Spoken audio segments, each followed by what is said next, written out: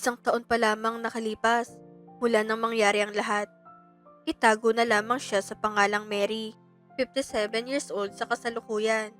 Lumaki si Mary sa ilalim ng mahigpit na paggabay ng kanyang mga magulang. Pareho silang aktibo sa simbahan, kaya mula pagkabata ay malinaw na itinanim sa kanya ang paniniwalang dapat munang ikasal bago makipagtalik o magkaanak. Dahil dito, naging konserbatibo ang kanyang pananaw sa buhay at pag-ibig. Sa ngayon, may sarili siyang maliit na negosyong tubigan at may pwesto rin sa palengke.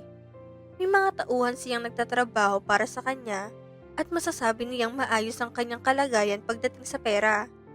Ngunit sa kabila nito, may isang bahagi ng kanyang buhay na nananatiling kulang. Iyon ang pag-ibig. Hindi niya kailanman itinuring ang sarili bilang maganda.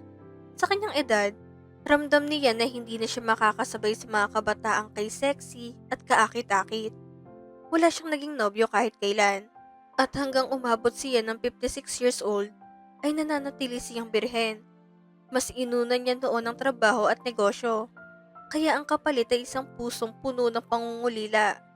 Minsan, naisip niya na bago man lang siya pumanaw, nais niyang maranasan kahit isang gabi ang maging buo bilang babae. Isang araw, may nag-apply sa kanyang trabaho bilang delivery boy. Sakto namang kulang pa siya ng isang tauhan. Magandang araw po, ma'am. Ako po si Justin. Maayos sa pagpapakilala ng binata. Pinaupo niya ito sa sopa at inalok ng tinapay at inumin. Ilang taon ka na? Tanong ni Mary. 20 po. Sagot ni Justin. Taga saan ka bang probinsya? At bakit ka napunta rito? Sunod pa niyang tanong. Napansin ni Mary ang pangangatawan ng binata.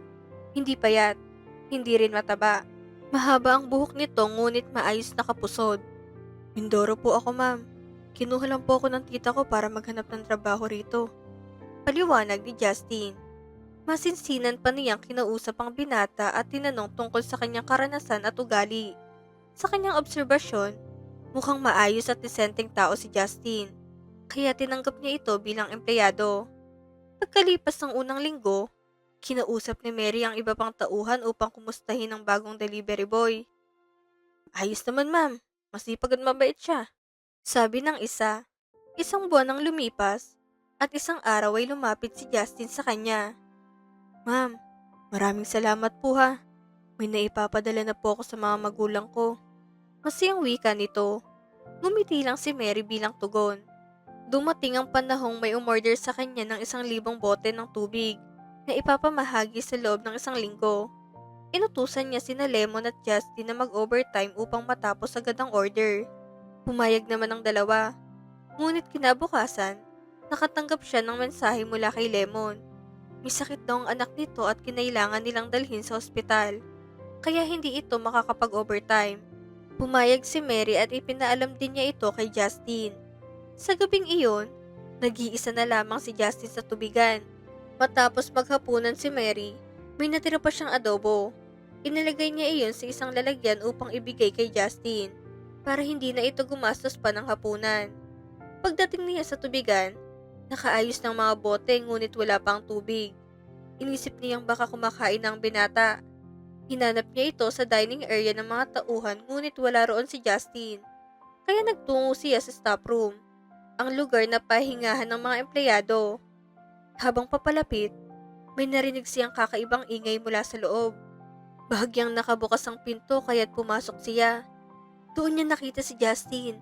Nakababa ang pang-ibaba at may ginagawa habang nakatutok sa kanyang cellphone. Nang mapansin niyang nakatayo ito, may kakaibang pakiramdam ang biglang gumapang sa katawan ni Mary. Isang pakiramdam na noon na lang niya naranasan. Ma'am! Gulat na sambit ni Justin na makita siya. Agad nitong inayos ang sarili at sinuot ang kanyang shorts. Namula ang mukha ng binata sa hiya, bagay na ikinatawa ni Mary. Huwag kang mahiya, dinalhan kita ng adobo, baka hindi ka pa kumakain. Sabi niya. Pasensya na po ma'am, medyo na boring kasi ko. Sagot ni Justin. Huwag kang mag-alala, wala naman akong nakita. Sagot niya, pilit na kalmado. Pagkatapos noon ay umalis na si Mary. Ngunit mula nang masilayan niya si Justin sa ganoong sitwasyon, Hindi na mawala sa kanyang isipan ng kakaibang pakiramdam na gumugulo sa kanyang katawan. Isang araw, si Justin mismo ang nagtungo sa bahay niya upang ibigay ang sales nila para sa araw na iyon. "Nasaan si Nara? Bakit ikaw ang nagdala nito?" tanong ni Mary.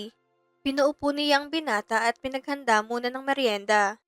Magluluto pa daw po siya.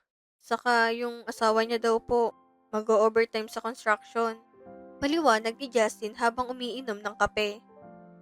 "Speaking of luto, dito ka na mag-dinner. Napadami ang niluto kong sinigang na baboy." Alok niya. Pumayag si Justin. Kaya nagkwentuhan muna sila sa sala. Unti-unting humaba ang usapan. Hanggang sa napunta ito sa personal na buhay ng binata. Lalo na sa tungkol sa dati nitong relasyon. "Niloko kasi ko, ma'am. Gusto niya yung may pera. Kaya pumunta ako dito sa Pampanga para magtrabaho." Sabi niya. Maya-maya'y nagtanong din ito. "Bakit wala ka pang asawa, ma'am?" "Walang nagkakagusto sa akin eh." Sagot ni Mary na may kasamang mahinang tawa. Lalong lumalim ang kanilang pag-uusap. Hanggang sa hindi niya namamalayang magkatabi na pala sila sa sopa. "So, wala pa rin kayong experience?" tanong ni Justin. Bagamat nahihiya, tumango si Mary bilang sagot. Ikinuwento naman ni Justin na nagkaroon na siya ng 2 girlfriend at 17 anyos siya noong una niyang naranasan ng bedtime. Hanggang sa napuntang usapan sa isang tanong. Isang tanong na hindi kailanman inakala ni Mary na itatanong sa kanya ni Justin. "Gusto mo ba, ma'am? Tanggalin natin pagkabirihan niyo." Mahinahong alok ni Justin. Biglang uminit ang pakiramdam ni Mary. Tinignan niya ang binata. At bago pa man siya makapagsalita ay hinubad na nito ang suot na shirt. Hindi pa man siya nakakasagot ay naramdaman na niya ang paghawak nito sa kanya. "Mahilig po ako sa may edad na." Bulong ni Justin. Naramdaman na lamang ni Mary ang kamay ng binata na dahang-dahang gumagalaw sa kanyang katawan. Hanggang sa tuluyan siyang halikan nito sa labi. Sa isip niya, buti na lamang at nakapag-toothbrush siya bago ito nangyari. Marahan siyang inihiga ni Justin sa sopa at ipinakita sa kanya kung gaano kalaki ang ipinagmamalaki nitong yaman. Napahinto sila nang mapasigaw siya sa sandaling ipinasok ito.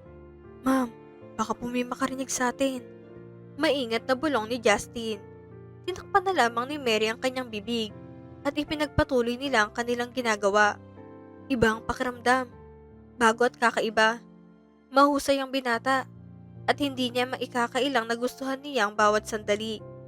Hindi niya maipaliwanag kung gaano kasarap ang pakiramdam. Pawis na pawis silang dalawa nang makatapos ang lahat. Hinihingal pa si Justin habang nagbibihis. Matapos noon, ay sabay silang kumain ng hapunan. Nagbago ang tingin nila sa isa't isa. Sa labas, amo pa rin siya ni Justin. Ngunit sa pagitan nilang dalawa, may lihim ng ugnayan na namuo. Bago umuwi ang binata, may iniabot si Mary sa kanya. "Ano po ito?" Takang tanong ni Justin nang makita ang 3,000 piso. "Pandagdag mo sa papadala mo." Sagot niya. "Naku, wag na po. Kasya na po ang sweldo ko." Mahinahong tanggi nito. "Magagalit ako pag hindi mo tinanggap." Sabi niya. Napatawa si Justin ng mahina. "Sige po, ma'am. Salamat po. Sa uulitin." Paalam nito bago umalis. Nang maiwan mag-isa si Mary sa bahay, hindi niya maiwasang magsisi kung bakit ngayon lamang niya naranasan ng ganoong pakiramdam. Nakakawala pala yun ng stress at pagod sa katawan. 1 linggo matapos mangyari ang lahat, madalas na siyang dumalaw sa tubigan upang makita si Justin. Sa edad niyang iyon, doon pa lang niya naranasan ang kilig na tila pang 20 anyos. "Ma'am, mainit po dito. Bakit ka nandito?" Tanong ni Justin. "Dinadalaw ko lang kayo. Baka gusto niyo ng merienda." Sagot niya. Agad na sumigla ang mga mukha ng mga tauhan sa kanyang alok. Nagpabili siya ng pagkain at sabay-sabay silang kumain. Habang nakaupo, napatingin si Mary sa unahan kung saan naroon si Justin. Nang bigla siyang maramdaman ng paa nito na marahang dumapo sa kanyang paa.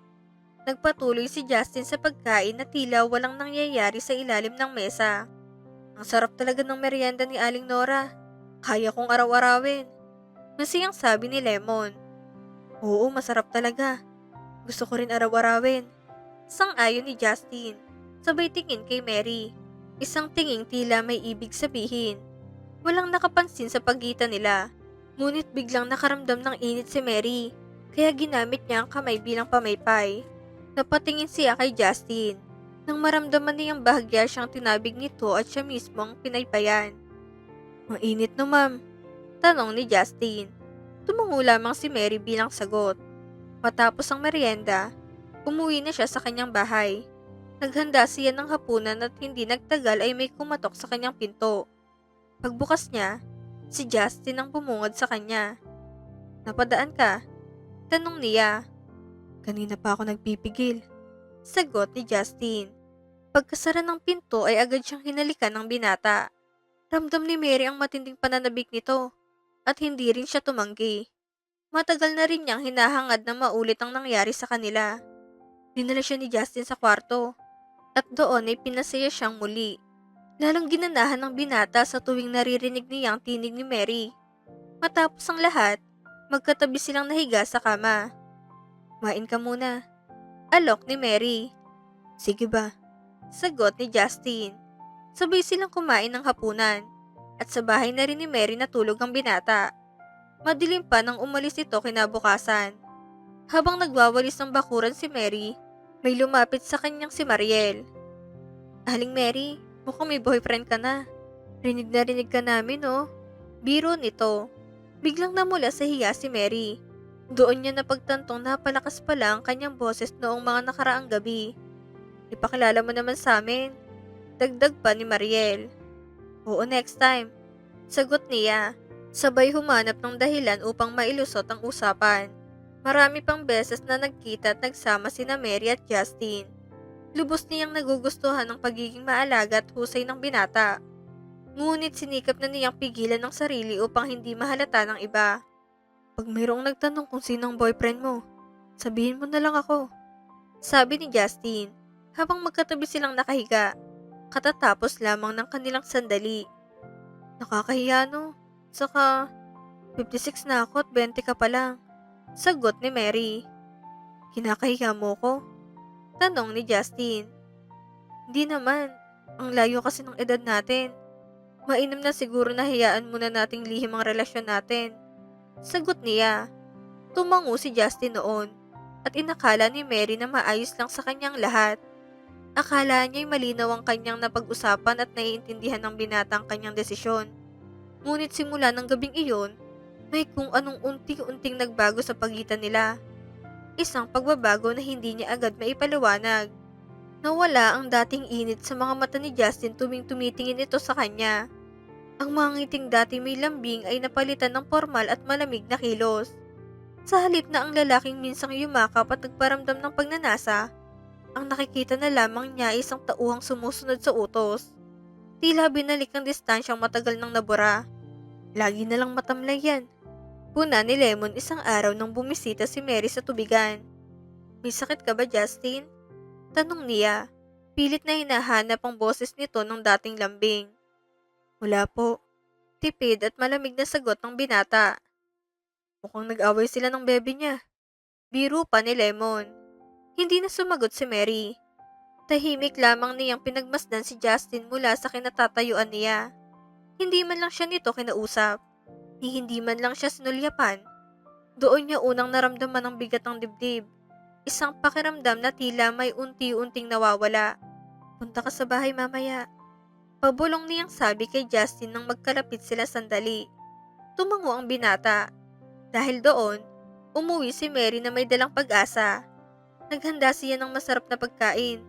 Inayos ang sarili at pumili ng damit na alam niyang gusto nito. Ngunit sumapit pang 8:00 ng gabi ay wala pa rin si Justin.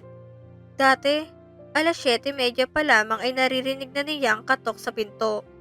Noong gabing iyon, nanatiling tahimik ang bahay. Inisip niyang baka late lamang ito.